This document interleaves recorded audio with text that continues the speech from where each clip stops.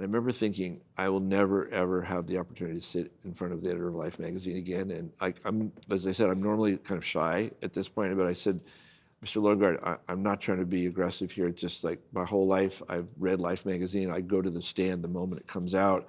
I literally dream issues before they come out. I said, I would do anything to actually be part of the official team. And I remember he stared at me very almost like harshly, and I thought, oh my God, I've really pissed this guy off. And then I just saw like the sides of his mouth started crinkling a little bit. And he goes, well, I guess it wouldn't financially bankrupt Time Life if we made it 100 instead of 99. Okay, you're hired.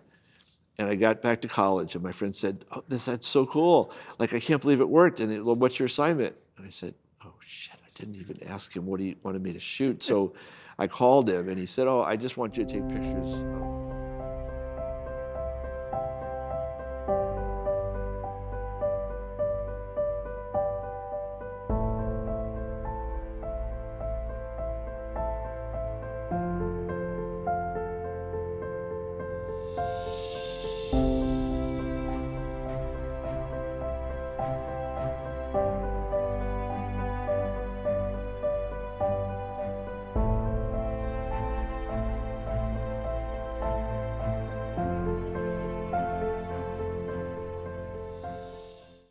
Rick, so nice Bran, to see you. Nice to be here.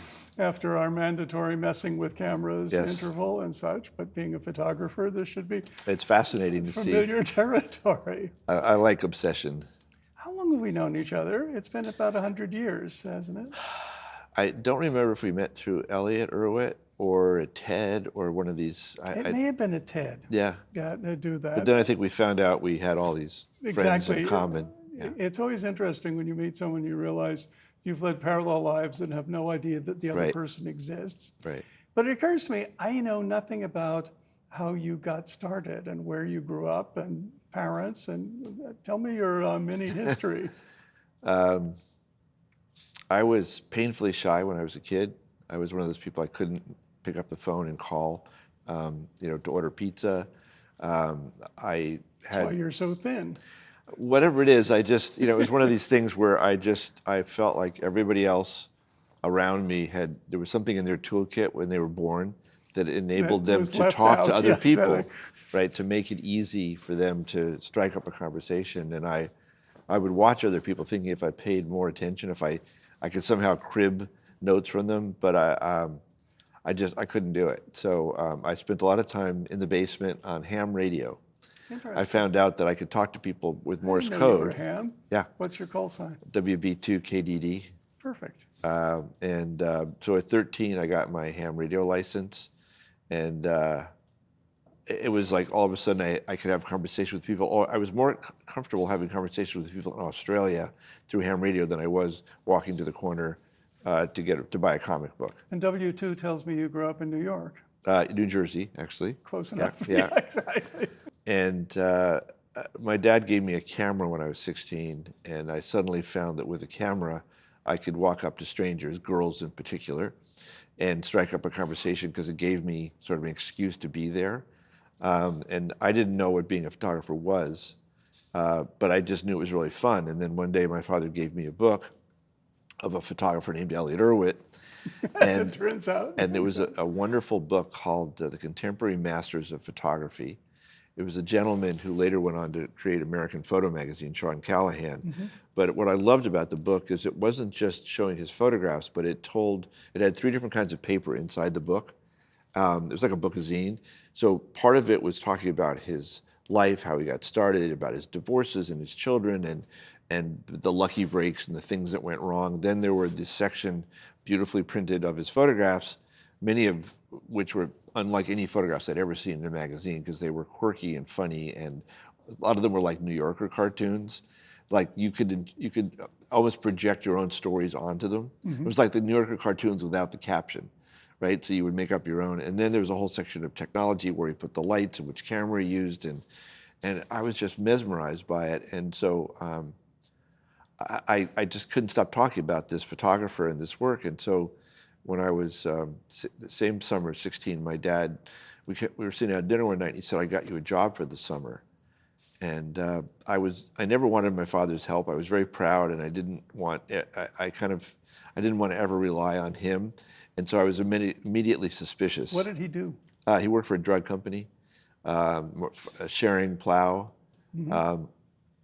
And so he said, I got you this job. And I was like, what kind of job? And he goes, I got you a job to be Elliot Irwitt's assistant. And I said, what? And he goes, yeah, I know how much you like his work. I said, no, there's no way. He said, you're joking, right? I said, no, I'm not going to be some kid sweeping the floor and getting coffee. I don't want to meet him till I'm actually a real photographer. My dad said, you would never be a photographer. You're going to be a doctor or a lawyer. You can't make a living as a photographer. You're not going to be doing baby portraits and wedding photos. And so he was adamant that I not be a photographer. And so when I applied to college... That's all it takes, apparently, if you want to make no. sure that someone does something. Yeah, That's what I'm very careful about when I'm talking Exactly. to You have to be very careful Yeah, exactly. what you say to your children, because sometimes it has the complete opposite effect.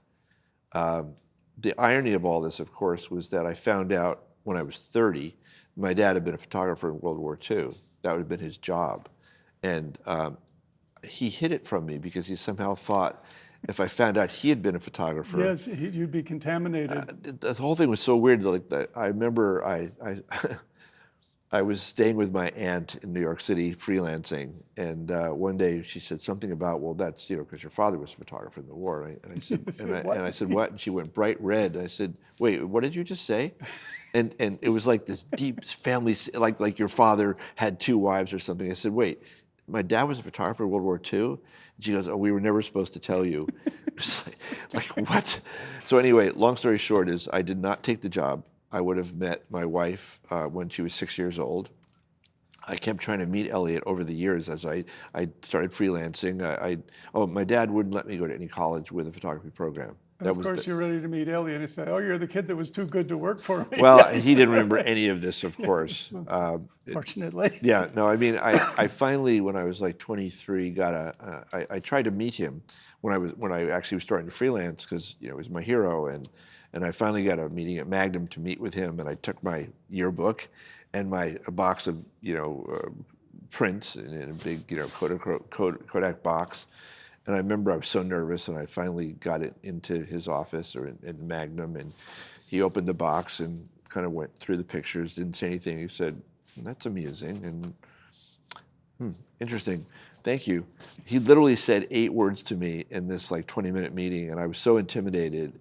And so I went back, and my friend said, "So what did Elliot Irwitt say to you?" I said, "He said one of my pictures was interesting." And they said, "What else?" And I said, "That's all he said." I mean, I was so, and I didn't know that Elliot was actually shy too. I didn't know if he was rude or he didn't like my pictures. And so the 3rd time I met him, he came to Australia, where I was working at the time for National Geographic. And I had this idea of doing this book project called A Day in the Life of Australia. And so the night before his lecture, I spent all night kind of writing the letter, which became the letter to all the other photographers. And I went to his lecture, and afterwards I walked up and said, "You probably don't remember, I met you 7 years ago at Magnum." And he said, "I'm sorry, I don't, but nice to see you again." And I handed him this letter and explained we were doing this project. We're bringing 100 photographers from 30 countries. And I said, "I would love for you to work on it." And I never heard from him again. Of course. Yeah. It's like strike 2. So 3 years later, when we finally released the book, A Day in the Life of Australia, a friend of his had an exhibit in New York City. And I went to the exhibit, and there was Elliot. And I went over 4th time now to try to say hello. And he didn't have much to say, but there was this beautiful young girl standing next to him. And I didn't know if it was his daughter or his girlfriend, because with photographers, you can't tell. And it was his daughter. And I told my best friend I met the woman I was going to marry that night. And it took a long time to convince her. Details. But anyway, so Elliot had a very large impact on my life, over many, many years. And I still, now when I look back at the photographs that I shot as a young photographer, so many of them I see now looking back were very much echoes of me trying to become, to emulate his style. What's so interesting is just how great a photographer Elliot was. And how many photographers, first of all, have a career as an advertising photographer and as a photojournalist and as a fine art photographer, it's astonishing. I mean, that almost never happens because, first of all, the temperament is very different Yep. to do all of it. I Yep. mean, to be a successful And commercial businessman too, actually. Exactly. To be a commercial photographer, you got to be good with clients. And good with clients is its own art form, Right. especially difficult clients. And we're living in an era now which has gotten worse and worse, where the art directors think they're the photographers in many cases. And so you're there as a photographer and they're telling you little details like where to point the camera, what the composition should be, Right. everything else. And so how well you can deal with those kinds of pressures, how well you can deal with, you're taking a commercial portrait of a CEO who has an attention span of 12 seconds, and you're supposed to do a great image because they hired you as a great photographer, Right. and they want no part of it, right? They're barely tolerating it. Yeah. So, you look at that, you look at reportage and war photography, in his, I'll put it in the fine art category, his humor and the ability to be at the right moment in time, framed and focused and, Right. all of that. How is it that you think he was able to take the once in a lifetime shot on a regular basis as part of almost every time he went out, or so it seemed? Well, the other thing that I'm not ignoring your question, but what amazed me is Elliot never thought of himself as an artist. I mean, for him, it was like breathing. It's like you're complimenting me for breathing. Snaps. Snaps. I mean, he was very self-deprecating, not in a fake way, but he thought this whole thing of photographers being artistes, it amused him. And he did a whole parody of it with his Yeah, he created a whole alter ego, fictitious right? character to be able to do it. Yeah, but Elliot's pictures were funny, but they weren't cruel. I mean, he was amused by people, but he wasn't making fun of people, which is a very important distinction. The people in his photographs don't know what they were doing was funny. And he sort of shared his amusement at the human condition through his pictures. Yeah, human juxtaposition, counterpoint. I mean, it's just looking at his work is an entire college education on photography. I'd never seen pictures like that because when I saw his work the first time, and obviously over years, so often the pictures you see in magazines were the topic what was making it was the famous person, right? But it wasn't the view of the photographer. And when I first saw Elliot's work, the reason it sort of evoked something in me was that it was obviously the way the person saw the world, not what the world was, right? I mean, 10 people standing in the same place. I'll give you an example. When I guess Elliot was in his late 80s when Obama was, or mid 80s, when Obama was inaugurated. And there's a picture that Elliot shot where it's one of the big celebrations after the inauguration. Everyone's dancing, blah blah blah, and every single person in the audience had a cell phone with them that was raised, taking pictures of the Obamas dancing, and I didn't see that picture anywhere else. And I mean, it's normally when you go to a ball, a celebration for a president's inauguration, you don't bring most average people don't bring a camera with them. But it was such a remarkable moment and photograph. And he climbed up on a ladder in his mid 80s, took this picture, took 4 shots and left. Everybody else stood there for like an hour and a half. Exactly. He just, no, I got it, I'm done. And it was amazing that way. Well, and some of there's a great Florida Flo Reed poster of his, which has a bird, crane, I don't know what it was, and a water faucet. And the head and they look the same. Yep. And you just, who else would see that juxtaposition? And I think you're right. His ability to get to the essence of what is unique about a moment in time.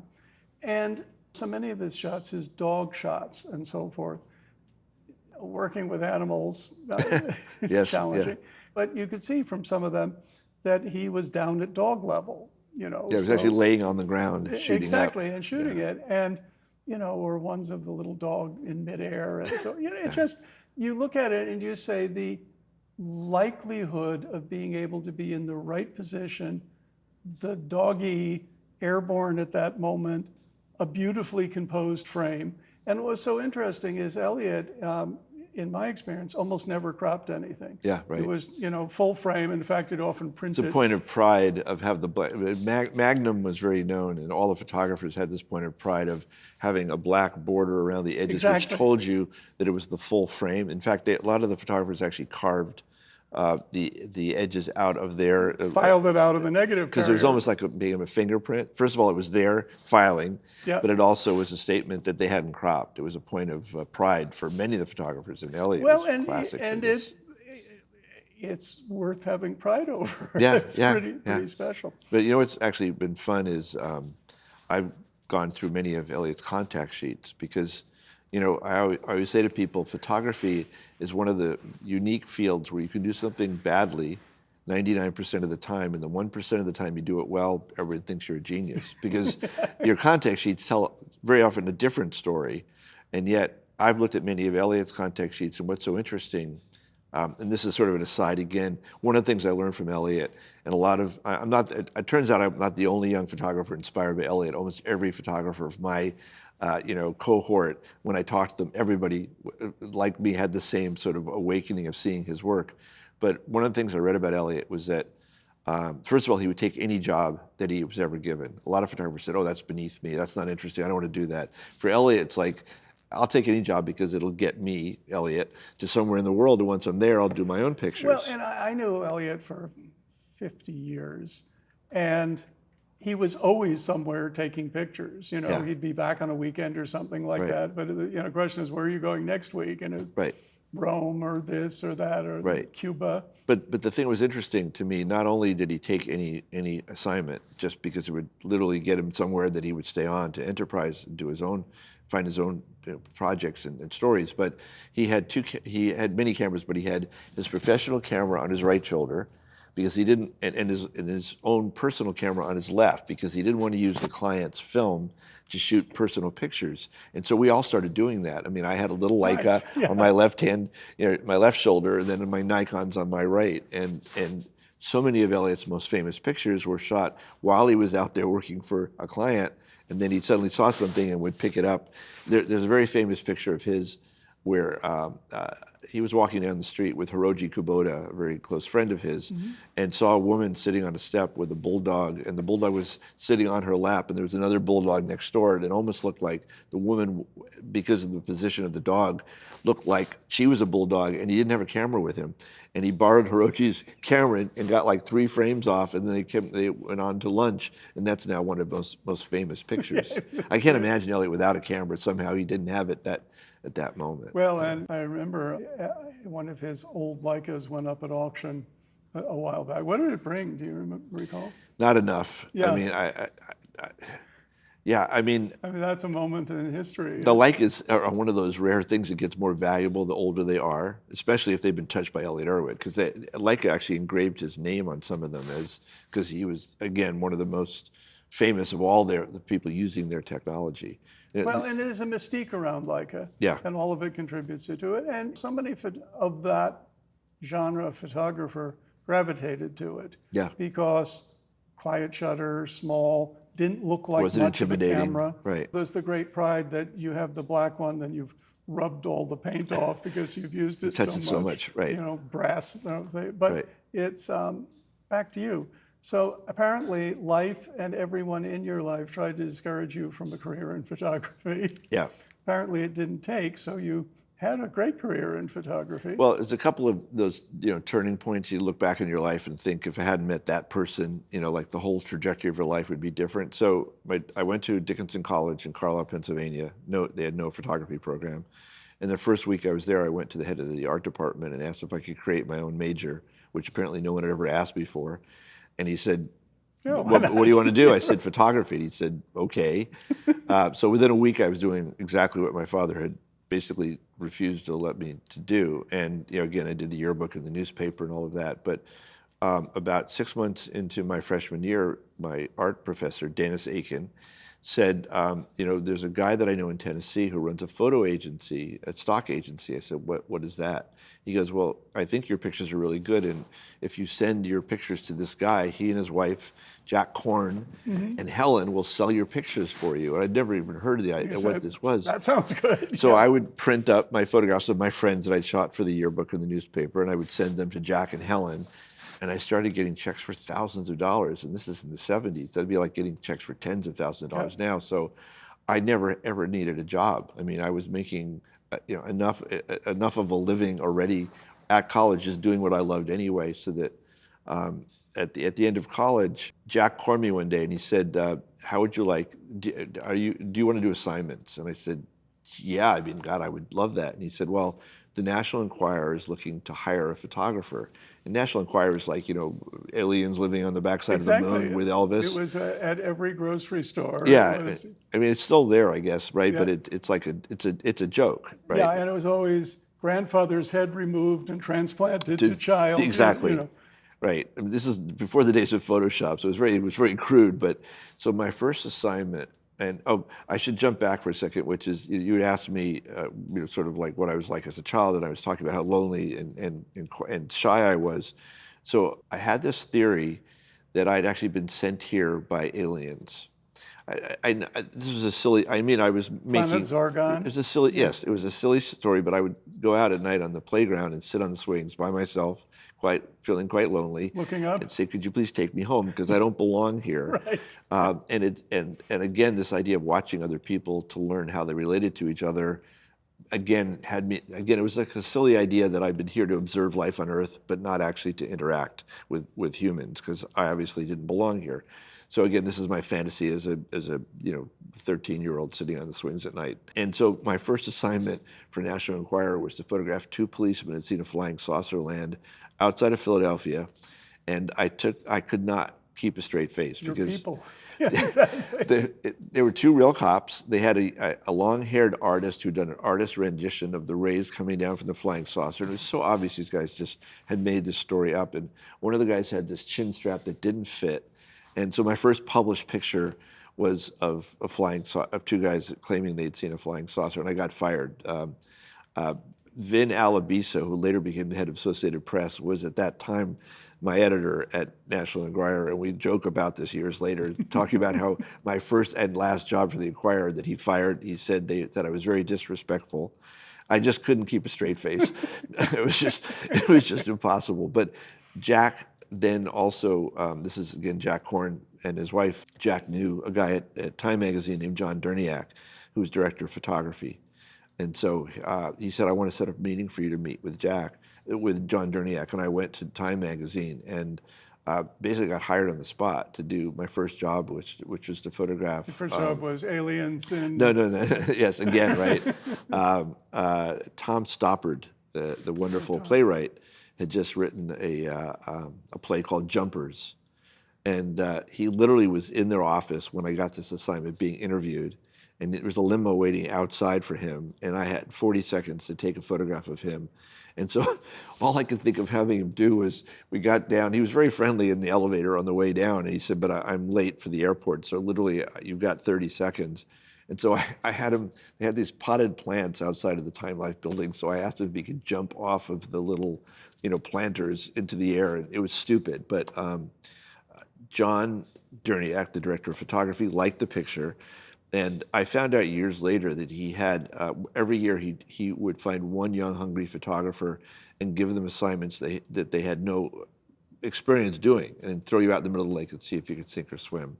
So he started giving me assignments that, he gave me a cover story assignment for the cover of Time magazine. I'm gone from doing my yearbook in college to shooting a cover story for Time magazine. So this is a long story, but I'll shorten it. No need, we have time. Okay, well, the first assignment was, this cover story was to photograph a woman named Sarah Caldwell, who's a very famous opera conductor. And she was in Boston, and I had a whole week to get ready for this assignment.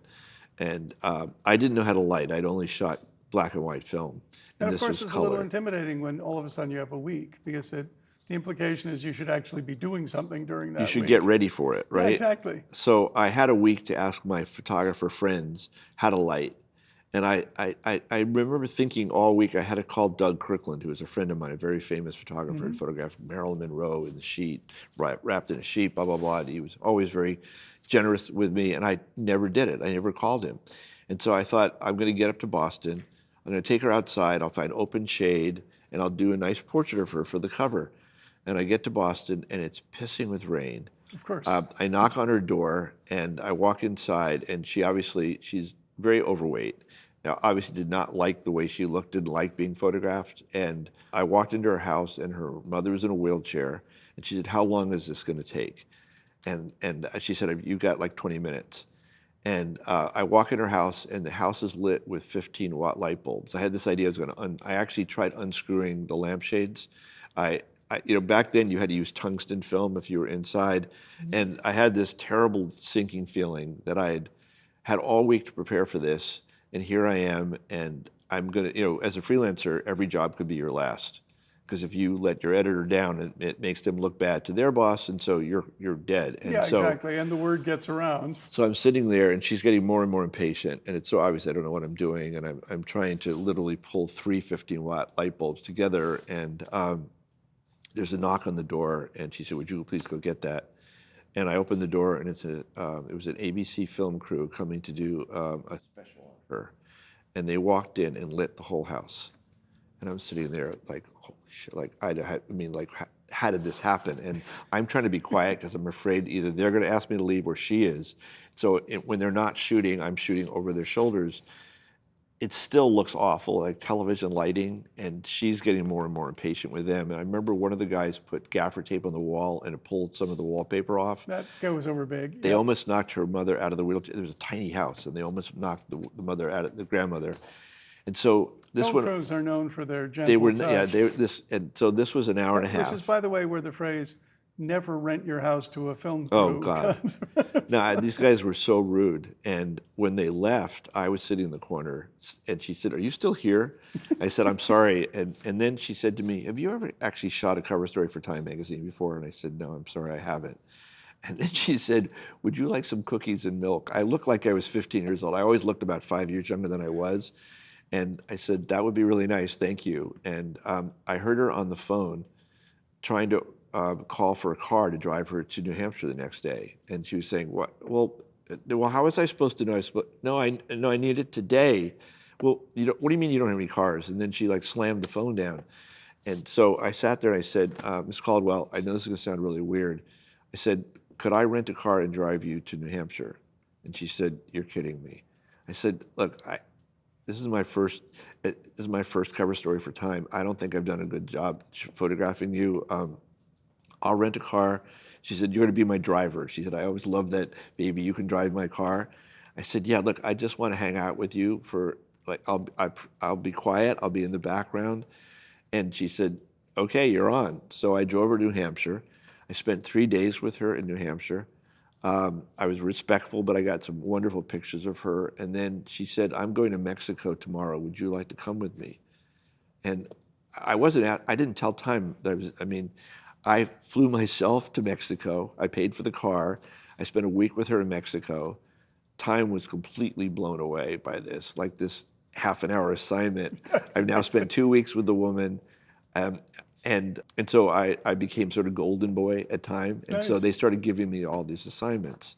I'm going to tell you one other story, which is I found out that just like Elliot was part of Magnum, a lot of photographers who didn't want to be business people, they wanted to be photographers, they all started forming and gathering into these things called photo agencies. And so there was Magnum, there was SEPA, there was Gamma. And I was walking out of Time magazine one day, and there was a photographer sitting there who introduced himself, a young man named David Burnett, a few years older than me. And I had my portfolio with me because I was still showing my work to other editors there to try to get more work. And he said, "Oh, can I see your work?" And I showed it to him. And he said, "I really like your pictures. We're forming a photo agency called Contact. Would you be interested in joining? We're looking for," he said, "I don't mean to be disparaging, but we're looking for a young photographer who will do all the jobs we don't want to do." Right. I said, "What do you mean jobs you don't want to do?" He said, "Well, sometimes we get assignments that really, to be honest, are not that interesting, but we never want to say no because we want to keep the workflow coming. So would you be willing to be sort of, Mikey, he'll eat it. And I said, oh my God, like, sure. And he said, in our group is Eddie Adams, who shot the famous picture in Saigon of the street shooting, Doug Kirkland, who did Marilyn Monroe, an Israeli photographer. It was like the United Nations. It was like 6 different countries. There was like 8 of us. So I joined Contact, and shortly after I joined, David called me one day and he said, have you ever been to Japan? I said, no, never. I'd never been to Asia. And he goes, well, Pan Am has offered us a ticket on the first nonstop flight from New York to Tokyo. And he said, so it's an 18-hour flight. And I said, so what's the job? He goes, well, you'd fly to Tokyo, you'd photograph 2 guys shaking hands at Tokyo airport, get back on the plane and fly back to New York. Yeah. He said, no offense, but none of us need a 36-hour flight right now. Yeah, exactly. I said, well, can I get off the plane in Tokyo? He said, yeah, if you pay for it yourself, sure. So I took the ticket. I went to Japan. I told my sister on Monday I'd be back on Friday. I was sleeping on her couch at that point. I didn't have an apartment. I was getting a lot of work, so I just kept going from job to job. And I came home 11 months later. Once I got to Japan, it worked. Yeah. Japan was so interesting. And then Time Life Books called and said, again, the great thing about having a photo agency is that they are always looking for work for all the photographers. They take 50% of what you make, but it was worth it because I didn't have to be out there hustling. They were, it's easier for me to say Bran Farren is a genius than it is for Bran Farren to say that, right? So they could be selling me as this great young, photographer going anywhere, doing anything. So Time Life Books asked me to live with the Tokyo police force for a month to photograph why Japan had the lowest rate of violent crime in the world, in the Western world. It was a silly idea. They claimed because the police were more gentle. None of it made any sense, but I didn't care. You're right. Then a typhoon hit Guam. Then Muhammad Ali came to Japan to fight Enola. Anyway, I went from one amazing assignment to the next. A thread which I find interesting is when I've had people ask, because I've done a fair number of very different things career-wise, and they say, well, how did you get that job? And I think what's, for me, interesting about it is, one, I've never been qualified for any job that I've got. It was always, they saw me do something else and said, can you do this? And I said, sure. How hard can it be? I did that. Working in theater happened on Broadway because a director named Paul Giovanni was doing a Sherlock Holmes show and saw a rock show that I did, which was Emerson, Lake and Palmer at the Garden. And he said, gee, we have this, could you do this? And I'd worked in summer stock, but never on Broadway. And the answer is yeah. And I kind of invented a new way of doing lightning, and it got well reviewed and so forth. And, but again, I had no qualifications for doing that. And then a Hollywood producer, Howard Gottfried, who was working on the film Altered States, saw the Broadway show, and they were apparently having a lot of trouble with the effects. And so the notion is, well, could we do this in camera? Because anytime you're not having a good time with visual effects, in camera sounds appealing. And went out and met Ken Russell, and that all took care of itself. But I think that if there's a lesson in all of this, is that, one, you don't need to be qualified to do an assignment or something like that. You just have to have a good attitude, have some basic competence, and get lucky. And luck is a big part of it. It is. Did you ever have imposter syndrome? Interesting. I've never had it in the way it is articulated for that. But I've always had it for thinking every job I have will be the last one I ever get. Right. I mean, so it's the equivalent, the idea, well, simply, I will never get hired again based upon that. So I have that equivalent. I mean, that's very much how I felt every time I never studied photography, right? Even though I was self-taught, but I would get a job and I would think, oh my God, this is so cool. I'm going to work for National Geographic or Time Magazine or the New York Times or Stern. And then like an hour later, I go, oh shit, they're going to find out I have no idea what I'm doing. I'm going to screw this up. It'll be the end of my, and I'd have this emotional roller coaster. And And you always then get the sense they're going to ask for your passport or your license as a to photographer prove, or exactly, something, yeah, and to something you've prove it. never heard of. Yeah. And I also thought everyone else had actually studied photography, and I was the only one that was pretending. And then I found out over the course of meeting lots of other photographers, because there's a lot of downtime while you're waiting for the prime minister to show up or the plane to land or the typhoon to hit, or whatever it is, that you realize, oh my God, everybody is self-taught at also winging it. I think there's also sort of an adrenaline junkie kind of thing to it. I'm much better when I'm terrified and over my head. I'm much more creative when I actually am slightly panicked.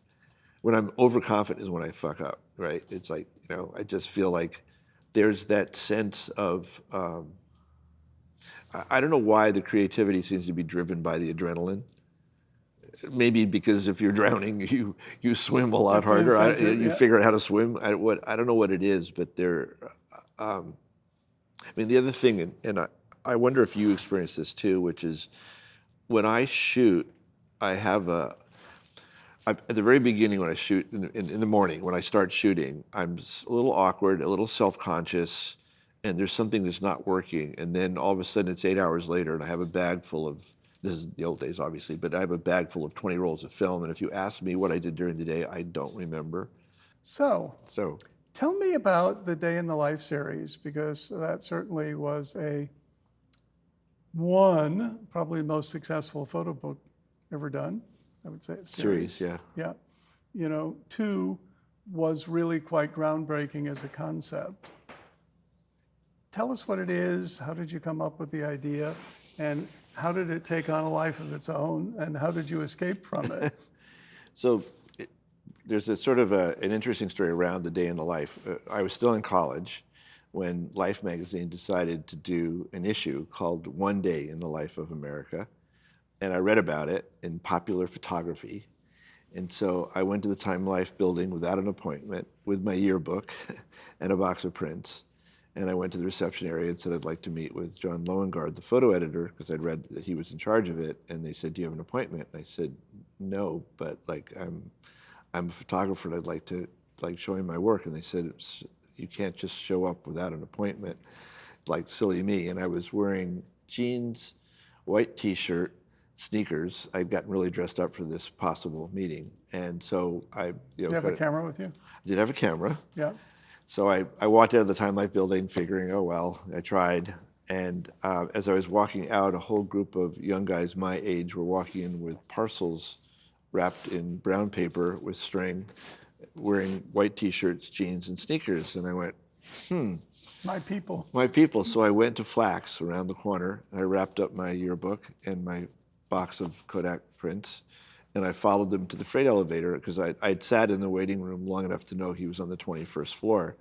I knew it wasn't going to work, but I wanted to tell my friends who were all encouraging me to work on this. It would be a good story, right? College try. So I get in the freight elevator, I go up to the 21st floor, I go to the reception, to John Loengard's reception area, and the woman says, oh, who's the package for? And I said, oh, it's for John Loengard, but I have to deliver it personally. And she looked at the package, she looked at me, and she goes, wait a second, there's nothing written on this package. And then there was some, obviously, and she said, did you just sneak in the freight elevator? I said, yeah, look, I'm really sorry.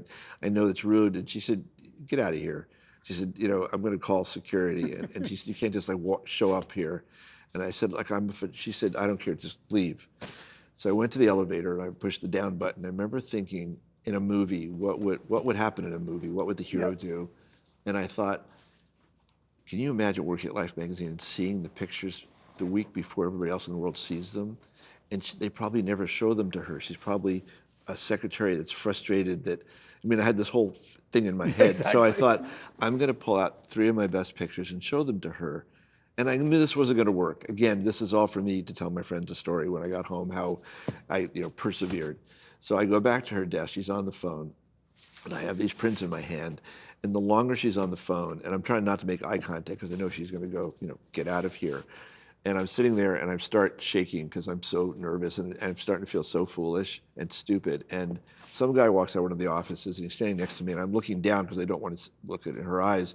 And he had jeans and sneakers on. And I figured, like another guy like me. And the guy said, "Excuse me." He said, "Kid, what you got there?" And I looked up and this guy was like 6'3". And I said, "Some of my photographs." And he said, "Are you here to see somebody?" And I said, I came here to try to see John Lowengaard." He said, "My name is Gray Villette. I'm the assistant director of photography. Why do you want to see John?" And I said, and I could feel like the heat waves, the laser beams coming from this woman. And I said, I came all the way here from my college, and I took the train, and all I want to do is show you my pictures, and no one's letting me. I mean, I got a little hysterical, and he said, "Okay, calm down, calm down." He said, let me, can I take your pictures back to John?" I said, "Yeah." He goes, "Actually, wait here a second." And he comes back and he says, I told John he should meet with you, but he's really busy. And I thought he was going to say, "He can't see you." And he said, "Do you mind waiting? It might be an hour." I said, I'll wait as long as I'll sleep on the couch." And so I'm now at the couch and I'm trying not to look at her because I've just done what she's paid never to allow happen. And so an hour later, Mr. Lowengaard comes out, takes me to his office, and he said, "So what can I do for you?" I said, "Mr. Lowengaard, I heard you're doing this One Day in the Life of America project, and I would love to work on it." And he goes, "Let me see what you got." So I gave him my yearbook, thinking, "This is so stupid, I brought my yearbook." And then I showed him the pictures in the box, and he goes, "Nice stuff." He said, "We've already hired the 99 photographers for the project. If you want to take some pictures in your college and send them in, I'm happy to consider them." And I remember thinking, I will never, ever have the opportunity to sit in front of the editor of Life magazine again. And as I said, I'm normally kind of shy at this point, but I said, "Mr. Lowengaard, I'm not trying to be aggressive here. It's just like my whole life, I've read Life magazine. I go to the stand the moment it comes out. I literally dream issues before they come out." I said, "I would do anything to actually be part of the official team." And I remember he stared at me very almost like harshly, and I thought, "Oh my God, I really pissed this guy off." And then I just saw like the sides of his mouth started crinkling a little bit. And he goes, "Well, I guess it wouldn't financially bankrupt Time Life if we made it 100 instead of 99. Okay, you're hired." And I got back to college and my friend said, "Oh, that's so cool. Like, I can't believe it worked." And "Well, what's your assignment?" And I said, "Oh shit, I didn't even ask him what he wanted me to shoot." So I called him and he said, "Oh, I just want you to take pictures of, life in Stuff. college, Yeah, exactly. Yeah. So this had happened like on a Friday and the shoot was the following Friday. And so again, I had a whole week to get ready for this and I was so nervous. Like I couldn't sleep for the 3 days before. I kept thinking, in 3 days I'm going to be shooting for Life magazine. In 2 days, and I would I would stay up all night worrying about this. What am I going to shoot? How am I going to do it? And the day came, and first of all, I was a total basket case. I was so tired and exhausted. And I was talking to you about flow before. There was no flow going on here. Every picture I shot felt leaden. Everything felt, "Oh, this is so stupid. This is so boring." At one point, I got a speeding ticket. I was driving around my college town. I wasn't paying attention. And so I asked the cop if I could follow him back to the police station and photograph in the police station. He said, "I don't think they're going to let you photograph anything." So there was a plate of food being put in under a door because they wouldn't let me see the prisoners. Anyway, nothing worked at all. It was terrible. It was a horrible day, and I was so depressed. And at the end of the day, I was walking through campus. There was a bunch of girls sitting in a circle, and I took a picture of them. And they said, "Oh, why are you photographing?" And I said, they were freshmen. And I said, "Oh, I'm working for Life magazine." And they said, "That's so cool." Like they said, "We're having a party at our house tonight. We have an off-campus house. Do you want to come and you can photograph the party?" I said, "Sure." So I show up at the party, and again, I have this leaden feeling that I've blown this whole opportunity. And everybody's getting, stoned and drinking. And one of the girls says, "We have a tradition in our house here that when it's someone's birthday, we all get naked and go upstairs and take showers together." Like I'm now like a senior, and I'm thinking I'm feeling really old. Like And things you're have gonna get changed a arrested. lot. Yeah, Yeah. exactly. So and she says, "You should photograph that." So I went upstairs with my Leica and I was photographing everybody in the shower. And then I said, "Are any of you guys actually a couple?" And then Bruce and Debbie were a couple. So I got everybody else out of the shower and I took a picture of Bruce and Debbie in the shower. I wasn't going to send any of this to Life magazine. There's no way they're going to use naked pictures of teenagers. So the next morning I shipped my film by Greyhound bus to New York. And an hour later I went, "Oh shit, I left that roll of film with the kids in the shower. Oh my God, what are they going to think?" So 2 days later, John Lowengar calls me. He says, "Congratulations, you have 2 pictures in the special issue." And I said, "Wow, I was trying to think what could." He said, "Well, the first is this plate of food at the bottom of this prison door." And it's like the most boring picture in human history. There's nobody even in the picture, right? And the second picture is this couple taking a shower before going to classes in the morning. It was in the morning, right? I said, "Oh, absolutely, yes." They were getting ready for classes in the morning. He said, "Because we have it as one of like the opening spreads." And he said, "And we need a model release." And I went, "Oh shit, like I'm gonna go back." And I went back to them and said, "This is really exciting, guys. You're gonna be in Life magazine. I need you to sign a model release." And her father was a Baptist minister, I remember that. And they signed it, so it was great. So the issue came out, and the first call I got was from my mother in Cedar Grove, New Jersey. My mother said, "I love this picture of the plate of food at the bottom of the prison door." And I said, "And?" He goes, "Yeah." And she said, "I bought every issue of Life magazine in Cedar Grove, New Jersey." I said, and she said, "Well, I'm so proud of you." And I went, "Okay." And then the second call was the dean of admissions at Dickinson College, who said they were getting calls from parents all over the country about the naked kids at Dickinson College taking. He says, "Do you realize what you've done to our fundraising?" It actually, the admission applications went up by 500% the following year. So anyway, it was that assignment was almost like a duck seeing whatever a duck sees when it's born, thinks is its mother. And this one day idea kept, like, it was like my first real big assignment, other than the other things that I'd done, for the National Enquirer and that time thing. So I was in Australia, and I'd been shooting now for like 5 years. This is years later, and every time About how old? I was 28, and every time I met photographers anywhere in the world, they would all sit around and bitch and moan. Like, I thought this is the coolest job in the world. Someone's flying me around the world. I'm getting $400 a day. I'm meeting presidents and prime ministers and renting Learjets and getting my pictures on the cover of Time magazine. I think I had like 7 covers of Time magazine at that point at 28. In 2 years, basically. It was an amazing 2 years. And all these people would bitch and moan and complain and whine about their editors and how they didn't use the right picture. And I didn't care. I just said, and I said, "Guys, like, this is the coolest job in the world. Why are you just complaining all the time?" And they said, "Well, kid," because I was always like 5 years younger than everybody else. They said, "Well, kid, once you've been out here a while, you'll understand, like, we want our pictures to change the world. We don't want," the editors back in New York had these connect the dot pictures already in their head, and they just want us to shoot the picture they already thought we were going to get. And very often we come out and we shoot these stories, and the editors got it wrong, but they don't want our opinions. They just want us to give the pictures that they thought we were going to shoot. So we're all sitting in this bar at 2:30 in the morning. This is in Bangkok at one point. And I'm with J.P. LaFont, Philip Jones Griffiths, David Burnett, all my, these people that were my heroes. And I said, "Guys, I worked on this issue for Life magazine years ago. Wouldn't it be cool if like 100 of us could all go to Australia," which is where I was living at the time, and spread around the country and say, "On your mark," it said go, 24 hours, one country. We could invite photographers from 30 countries, and it'd be like the Olympics of photography. So all my, friends said, "Yeah, kid, you go organize it. We'll all come." So I went to New York and I met with 35 publishers and I described this project, and I got turned down by everybody. They said, "What a stupid idea. It's like, go buy stock photos from Getty Images or whatever the photo agency was back then. Like, who would know that you didn't shoot it on a day? It's called a day in the life." Right. And so I had photographed the Prime Minister of Australia several times, and he'd always been very friendly to me. He did his Christmas card, and I traveled with him on a bunch of assignments. And so I got an appointment to see him. And I said, "I understand you have a program." He actually brought me to Australia at one point. They brought 6 journalists to Australia every year as a guest of the government. And they would tour you around the country because Australia felt kind of left out from the rest of the Right. world. And For good reason. I said, "Could you do that same thing for 100 photographers, and we'll do this, Olympics of photography?" And he said, "Rick," he said, I have the budget for 6 photographers, 6 journalists. I can't bring 100 people here." He said, "But I'll give you an idea." And I said, I said, "Don't be polite." He goes, "No, I'm not being polite." He said, "I'm going to give you an idea. It's a good idea." He said, "I'm going to set up meetings for you with the CEO of Qantas, the CEO of Kodak Australia, the CEO of Hertz Australia." And I said, and this guy starting this computer company in America, Apple Computer or something.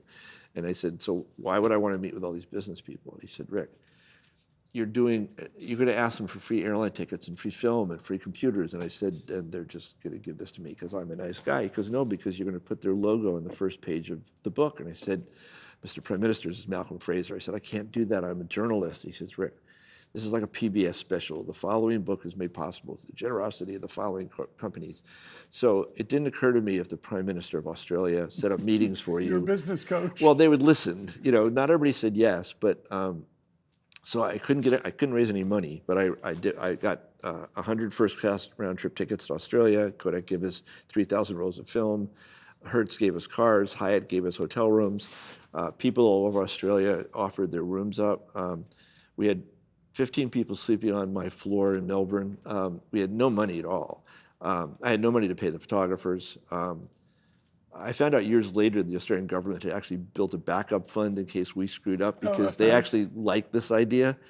And so everybody came. I self-published the book, and it became the #1 book in Australia. And self-publishing is not for the faint of heart. Again, because I didn't know what I was doing. It was the gift that never stops giving, because now what I know, I can't believe it actually worked. In fact, I couldn't get into a bookstore. The bookstores didn't even, beforehand, the idea, I couldn't figure out how, since no publisher would take the book, and a self-published book bookstores don't want. So I found out that the largest newspaper chain in Australia, the Fairfax Group, was having an anniversary. It was like their 50th anniversary or something. So I went and met with the head of the newspaper group, and I said, I'm bringing the world's best photographers to Australia. I understand it's your anniversary. I'll give you an exclusive that the book will only be available through your newspapers for the first 6 weeks. But you have to buy 60,000 copies of the book up front. And this is a country where 5,000 is a bestseller. Right. And these people knew nothing about book publishing either. So remarkably, I pre-sold this book before we'd even shot it. And there's two things I didn't understand. I mean, there's lots of things I didn't understand. One was that the newspaper group ran full-page color ads and TV ads promoting the book because they didn't want to get stuck with 60,000 copies of the book. And the second thing is our sponsors started running full-page ads in all the newspapers and magazines saying, we're so proud to be the official airline, the official film. So we had a multi-million-dollar advertising campaign for a self-published book. None of this was through any cleverness of mine. I backed it out of desperation. If a publisher had said yes to me, I would have gotten $1 a book. We would have not broken even. I would have gone back to being a photographer. But because we had to actually recreate the whole idea of how to publish a book, how to publicize a book, it then spawned a whole series of books. So we did, Japan. How many were there in the series? I think there were 16 altogether. Yeah. Because I remember, you turned into an industry there for a while. Yeah, we did 1-hour movies about how we did the books, and then we did exhibits, and then when CD-ROMs came out, we did CDs, and we kept sort of innovating. The other thing is when we did Day in Life in Japan, I went to Apple in Tokyo, and I asked if I could borrow a Mac SE to take back to my hotel room to help me organize the project. There were no portable computers then. And the guy that was the sales director for Apple said, where are you going to organize your project at? Because I went over by myself first to raise the money and then, or to raise the resources. And I said, we're probably going to try to do it out of a hotel room at my hotel. And he said, Apple just bought the Toho Twin Tower, 2 towers in this building. And he said, one of the towers is empty. And he said, if you want to move in here with your team, it'd probably be good for our Japanese staff to see how a bunch of creative people use our Macs. So we moved into Apple. And the week before the project, the photographers arrived, Steve Jobs arrived for a tour. And I remember they brought him in our office, and they said, well, these are a group of journalists, he said, who are using the office to organize this photography project. And he said, wait, these are not Apple employees?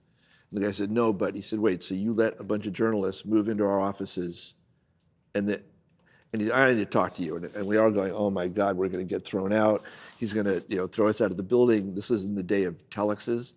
Or faxes. No, actually telexes and faxes. So nobody could have found us if we moved. And I remember Steve Jobs came back in the office. He said, okay, my staff tells me you guys are freeloading off of us. The Japanese have the highest rate of savings of anywhere in the world, and you need to help us as a group of journalists. It was this cockamamie idea. It was sort of like, you need to get the Japanese to take the money out of their savings account and buy Macintosh computers. None of this made any sense, but I went to him in the hall and I thanked him for letting us stay. And I said, I have a crazy idea. I said, I have $1,000 to pay each of the photographers working on the project. A Macintosh right now costs $2,600 plus printers plus software. I said, could I pay you the $1,000 and give the photographers a $3,000 or $4,000 package? And it would. I said, this will end up at Time in Life and National Geographic and Newsweek. And he said, okay. So over the next 8 years, we got 1,000 Macintoshes into every major publication in the world. Neat. So that was sort of a crazy idea. Yeah, Steve was an interesting guy. I knew him casually for a long time, and he was two very different people. You know, he was often snap judgmental, and if he decided you were persona non grata, Yeah, bozo. yeah, you were never going to recover from that, Yeah. you know, and all of that. Or if it just sort of clicked in a way, he'd be your biggest supporter Right. and so forth. I mean, you must have worked with him quite a bit over the years. Yeah, I mean, when they launched the Power Book, they used one of my photographs on the cover of it. We did a CD-ROM called From Alice to Ocean that Apple bundled with every single Macintosh for a year, which is pretty unbelievable. What was your special sense of what was special about him? He didn't care about being liked, which is a great asset. Much like Elon. Yeah. When he was right, he was right. When he was wrong, he wouldn't admit it. Very headstrong, incredible self-regard. Could definitely project into the future. I mean, he definitely could anticipate where things were going. Yeah, he was a remarkable guy. I didn't get to be really good friends with him. Yeah, but, me you know, neither. You know, we probably saw each other a dozen times over the years, had dinner together. What was interesting to me is his great strength is also his weakness. And I've met a number of people like that who have been very successful. Sidney Lumet, the director, was one, which is their complete confidence in themselves and their own judgment. which is attractive to other people. Yeah, exactly. And that's their strength and their weakness, because it's, you know, in Sid's case, it was when we did Death Trap together, I would say at least half the shots were one take. Yeah, And I'd never seen a director do one take. yeah, It's always one for protection, one for coverage. Well, you have a different idea, try it. He wasn't interested in improvisation, other ideas. He rehearsed significantly, got it, checked the gate, on to the next one. And Steve was very much like that. And he could be completely wrong about something and completely right. Neither of them changed his trajectory or right. his belief in it. right. And I always thought that was an interesting set of attributes. Yeah, I think that, you know, so often people get it wrong. You know, they talk about someone like Jobs as, you know, he was a great designer. No, he was a great this, he was a great that. But what he was uniquely good at is that ability to pick, choose, edit, and then commit. And, you know, there was kind of a entropy vortex that surrounded him where people kind of lose contact yeah. with The reality. reality distortion field. Yeah, exactly. yeah. And I thought that was always very interesting. And I've worked with quite a few of those people over the years. They're fairly common is the wrong word, but they're not infrequently found in the entertainment industry. And, you know, whether they're directors, et cetera. But I've always thought that it's interesting how, when you look at a company like Apple, how many people don't get it.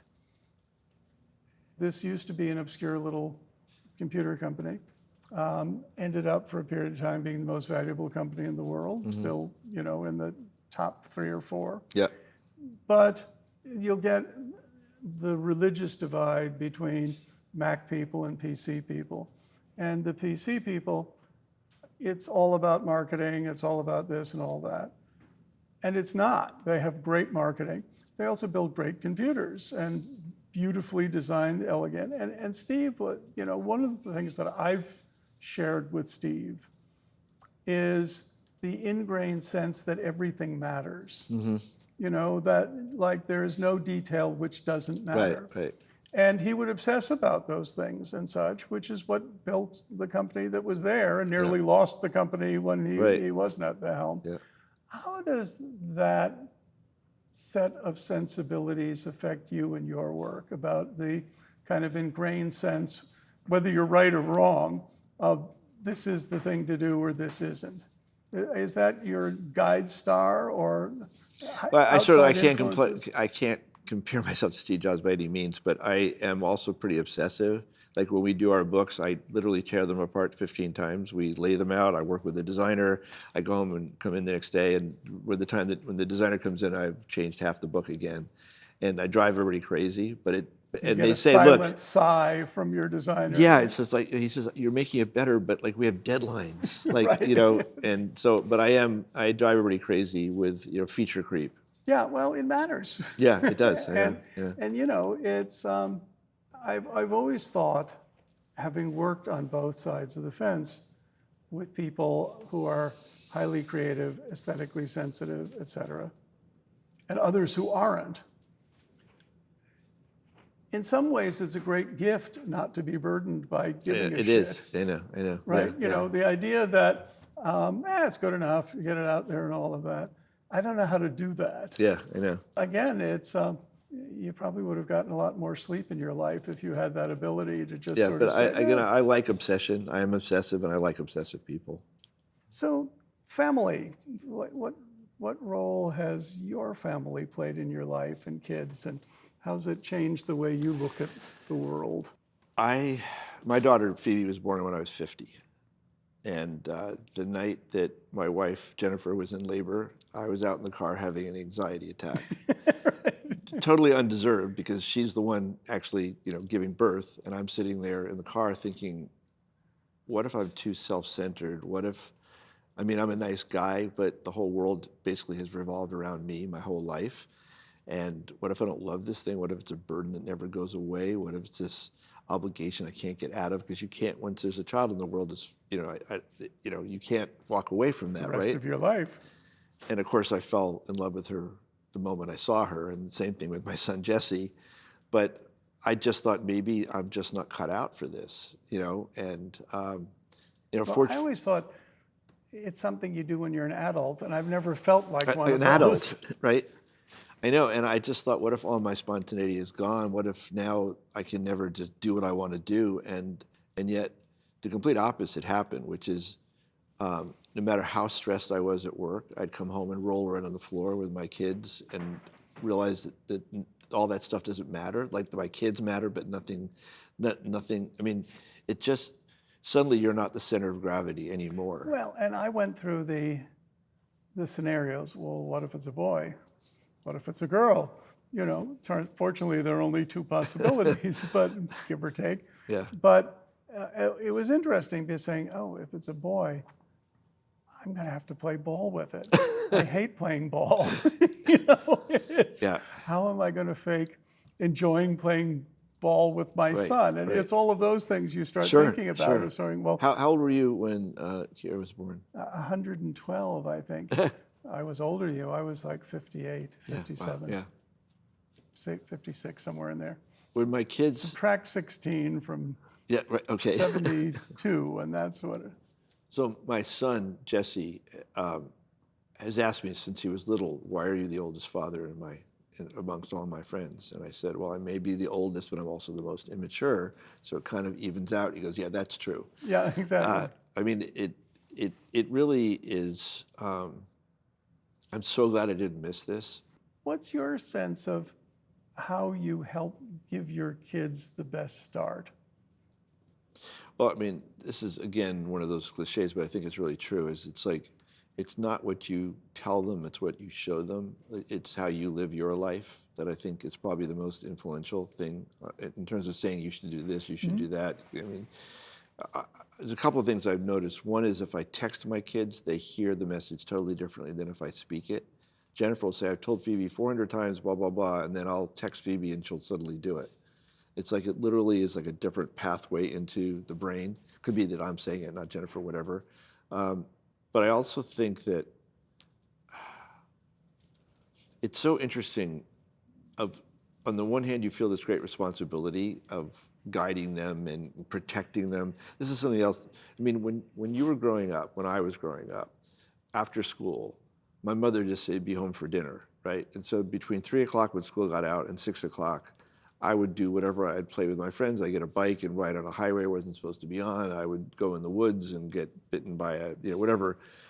Now, and also when I went to college, I talked to my parents probably 3 times a year. I need money, I broke my leg, something, I'm coming home for Thanksgiving and bringing a girlfriend. That was it. I talk to my kids literally 5 times a day, especially my son. He talks to me about everything, talks to me about his girlfriends, about his heartbreaks, about, The tragedies. Yeah, but I mean, I think it's better now. Like I look at my phone, I can see where my son is today. Do you check where Kira is on Find All the My? time. My parents, Our simple deal is you want a phone? Leave this on. Right. But I mean, the fact that we're tracking our kids and they know it, it's not like it's a secret. I have this weird thing that in some ways we're overprotecting them in the physical world. They wear helmets, they wear vests, they have elbow pads. We're following them, we're looking where they are every minute. Are they okay? And then in the digital world, it's like, oh, you can watch all the porn you want, and strangers can reach out to you, and you can be radicalized, and you can turn into, you could hate these groups because the algorithms. It's like we have no protections in the online world. We have over protections in the physical world, and it's this weird dichotomy that didn't exist for us when we were growing up. Some parents were more protective than others, but it wasn't this 24/7 watching where your kids are. Well, and both you and I have been very involved in this digital transition, but it's not the same as having been born into it and living in it. Right. It's just like if you were born a gamer, it's very different than if you weren't. You just have a different sensibility. Also, when you didn't get invited to a party, because I was not the kid that people invited to parties or wanted on their sports team at all. I didn't have to watch the party I wasn't invited to in real time and see the Instagram altered photographs of the people who have made their faces look better. There's this sort of looking glass feeling that a lot of kids, especially girls, are looking at this world that they're not part of. It's a fantasized world, and there's so much depression, especially amongst teenage girls, boys too. With boys, it's that the gratification of porn, right, where they think that's what love is or that's what sex is so distorted, and yet most parents don't know. You're not going to watch porn with your kid, right? And you can't say to them, this is not what people do, or this is not what love is, and this is. I worry about the distortion field of all this technology. And as you just said, we grew up, it's almost like you went to class, like Mick Jagger apparently studied classical music before he became a rock star. He didn't just emerge as a rock star. And I feel like we had that kind of pre-digital muscle building. And so now we can use it or not. We were able to see it coming and adapt to it. Right. Or not, but yep. But this addictive quality, I was at a school, when my kids were in high school, there was a parent-teacher meeting about cell phones. And a lot of the parents were saying to the administration, why can't you tell the kids they can't have phones during the day? Because I know my daughter's in class at 2:30, but I'm getting text messages from her. And their kids are sneaking into the bathroom to text each other. And do you remember the first time you said, you and I were talking, we give talks, right? Do you remember the first time you gave a talk where people were allowed to have computers in the audience? Yeah, and it was weird, Like none of them are. They're all not looking playing at you, poker, typing away. and Yeah, exactly. Supposedly they're taking notes, but half of them are not. Exactly. This constant distraction that's going on now, where the kids literally, the number of hours a day. Well, yeah, but it was interesting because when I grew up, people argue that nobody multitasks well. I think that's nonsense. For instance, I always had television on in the background. Which our parents thought was terrible. Yeah, and I'd look at it and, and doing, stuff and working. I was doing this, we didn't do that then, but you may or may not be as effective as you think you are. But the reality is, in the world today, people are growing up with all of these things happening simultaneously. And you can argue, is it good or is it bad? It just is, right? I mean, that's the world we're in. So I think with so much of this, the real question is, as a parent, on one level, if you don't let them do this, they're illiterate by the standards of the day. At the same time, when schools are, for instance, not teaching cursive writing now, shocking. I don't know about you, I thought that was shocking. Yep. And wrong. Kids should learn a script because otherwise they can't read any of the things their parents wrote to each other. So, but I think that we will never know what it's like to live what they are living, just as they will never know what it's like to live what we lived. But I think the reality is there does have to be a balance, because these things are addictive, and they're either addictive intentionally and algorithmically addictive and design addictive, or they just happen to be. And part of the job of a parent is to introduce a little bit of moderation, because that's your job, right? I mean, who else is going to do it? It's like you can't just eat candy. Yeah, exactly. Right? It's the same thing. And I think that what a lot of parents have wanted is for these cell phone manufacturers to give them the tools to put limits on it, which they are now. I mean, finally. And now this Jonathan Haidt's book, The Anxious Generation, which had a huge impact on schools all over the country now. Well, a lot of schools are just taking the phones away. That's what I mean. Which is, I think, a good idea. That in that meeting that we had with our school, where the principal said we can't take the phones away from the kids because the parents want to be able to talk to the kids during the day, which is bullshit. Yeah, exactly. But what was interesting they just didn't want to have to deal with it. But that's right. They didn't want to have to deal with it. But I looked around the room, and half the parents were not paying attention, were on their phones. I mean, Exactly. It's like, oh my God, it's like these are the addicted parents are trying to, the self-licking ice cream cone, Exactly. Yeah, how has the transition to digital affected your work or your view of photography? When digital first started outselling film cameras, our daughter had just been born. Phoebe was about 2 or something, not just, but anyway. And Jennifer said, "Can you buy one of those digital cameras and teach me how to use it?" And then, And you felt the stab in your heart. Well, no, I said fine. Yeah. And I bought a Canon Rebel camera from remember the Costco. Rebel. I never touched my film cameras ever again. Yeah, Literally, exactly. I mean, it was complete. I said I would never give up film. Digital is junky, pixelated, garbage. Followed by, never mind. Yeah. It was so seductive immediately. I remember, I can delete the bad ones. I can fix the good ones. I can share them. I can crop them. I can enhance the contrast. Even though the quality wasn't very good at the beginning.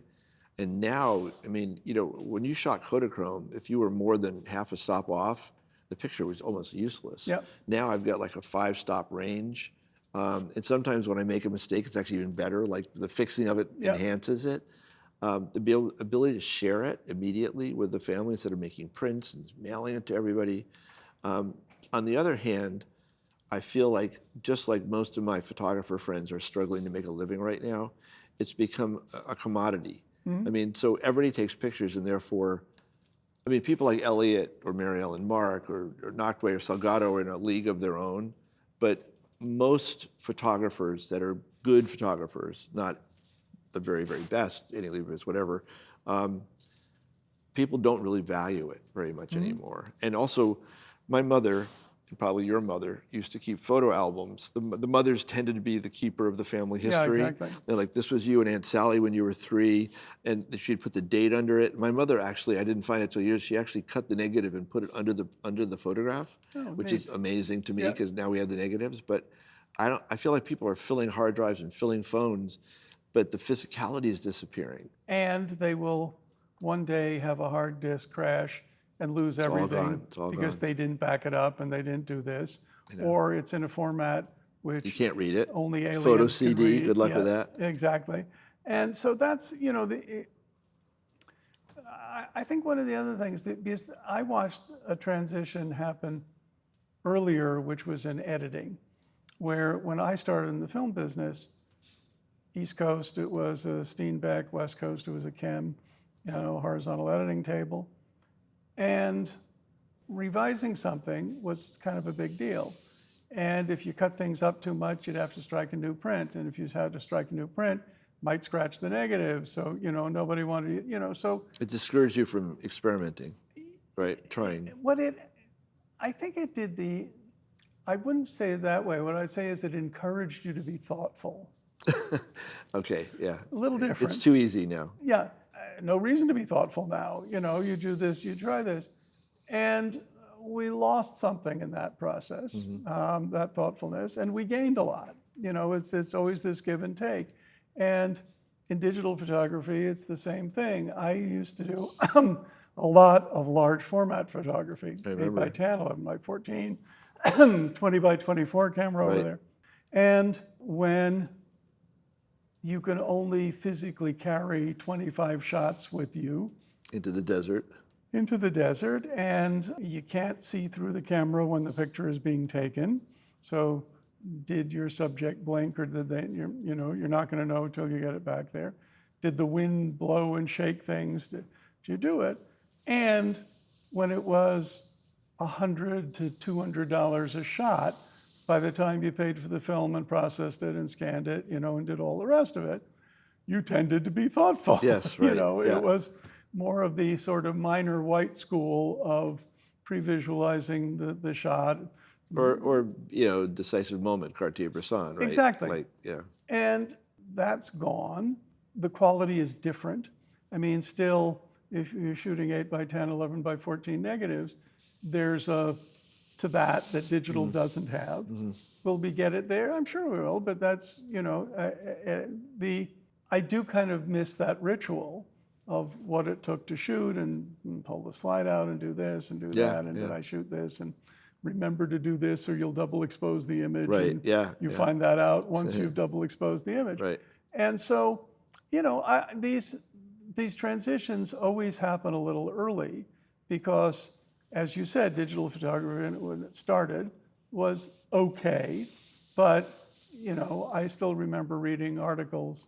I remember one that particularly annoyed me because someone was saying, well, for publishing it will always be film. It's the definitive standard of looking at a 4x5, Kodachrome will never change, Right. And it's all bullshit, of course. Yeah. And of course it'll get changed and replaced. Unfortunately, in photography, almost every transition in technology has been to make it cheaper or safer or more convenient. And the quality has always gone down. Right. And then it has to kind of claw its way back up again.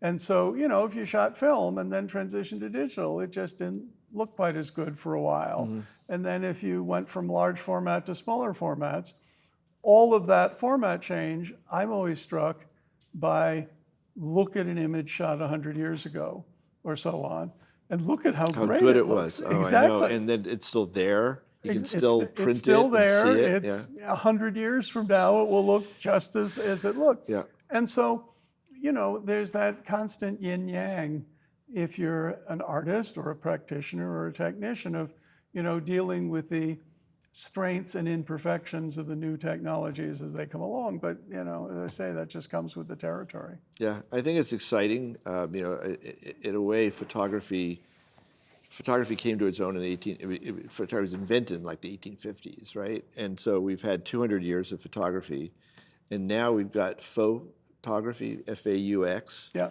This AI stuff, which I find absolutely fascinating. Most of my peers or friends are appalled because they see it as a destructive. I mean, no camera, no travel, no photographer. Right. I understand why it's terrifying, but it's also not going away.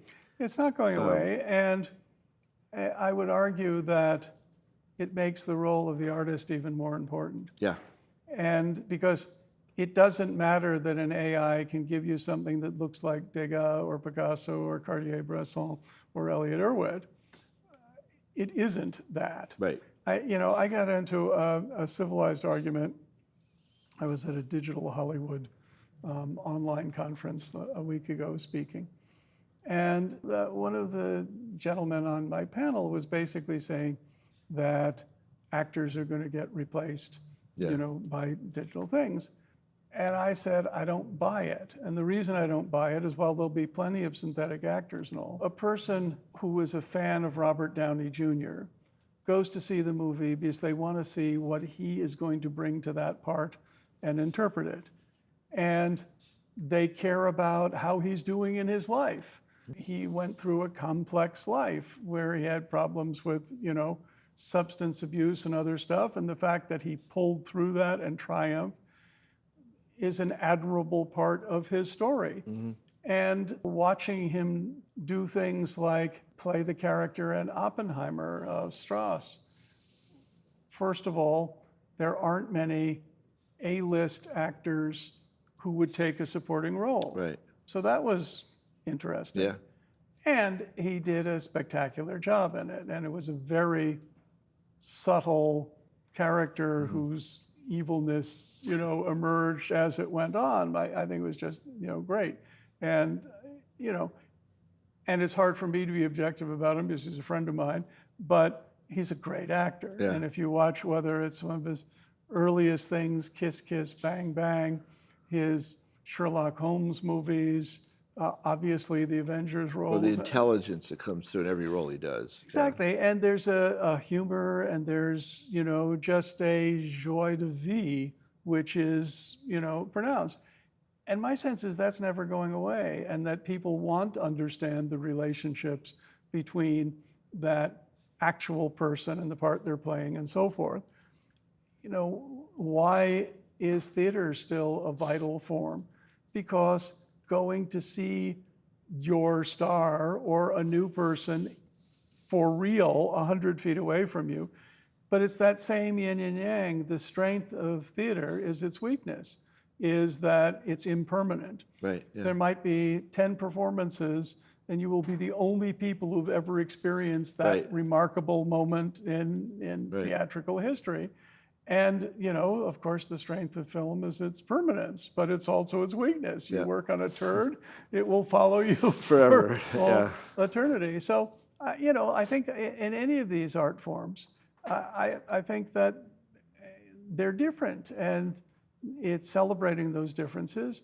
Some will become obsolete and fade away, either because they cost too much, or they're too much trouble, or they're this. I mean, in photography, there are dozens of alternative processes, and there are 5 people who are still doing that, and it'll come into fashion for, I'm sure you can find people doing daguerreotypes now, and so on, but most don't. And so I think that, we've both been alive long enough to experience some of these cycles and see how the disruption comes in, and then see, does it work or not? Does it take off? Does it work? And then does it fade away?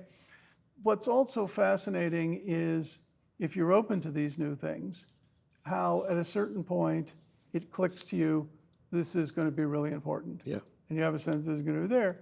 And then once it clicks to you, how many people don't get it in the surrounding communities? Right.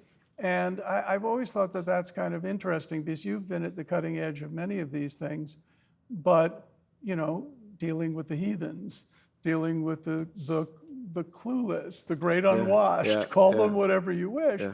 But it's amazing that delta between how some people believe something's obvious and then can pursue it and follow it and become the true believers, sometimes to the extent they're really annoying, right? I mean, this is, okay, can we talk about something else now for a while? Yeah.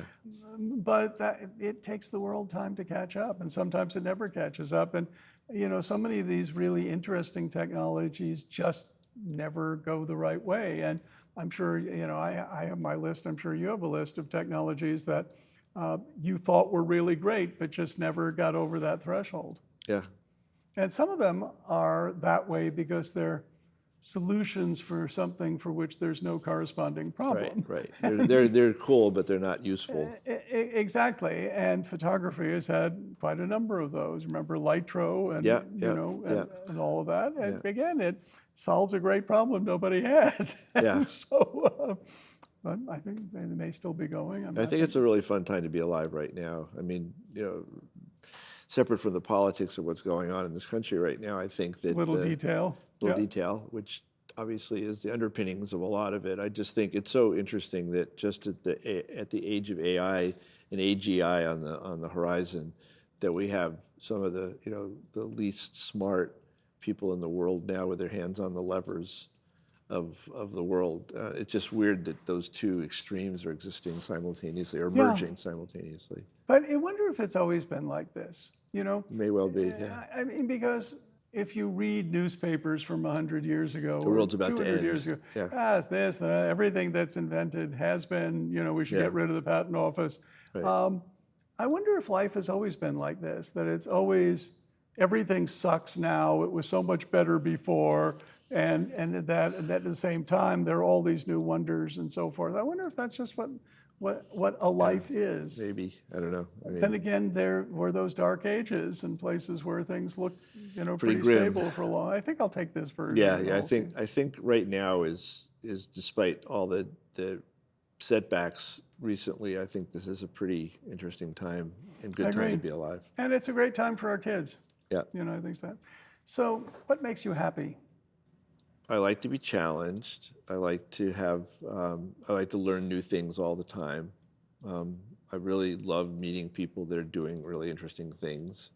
As a journalist and as somebody that publishes books about emerging topics and technologies, or movies and books, and that makes me happy. Obviously, my kids make me very happy, and I worry about them, obviously. But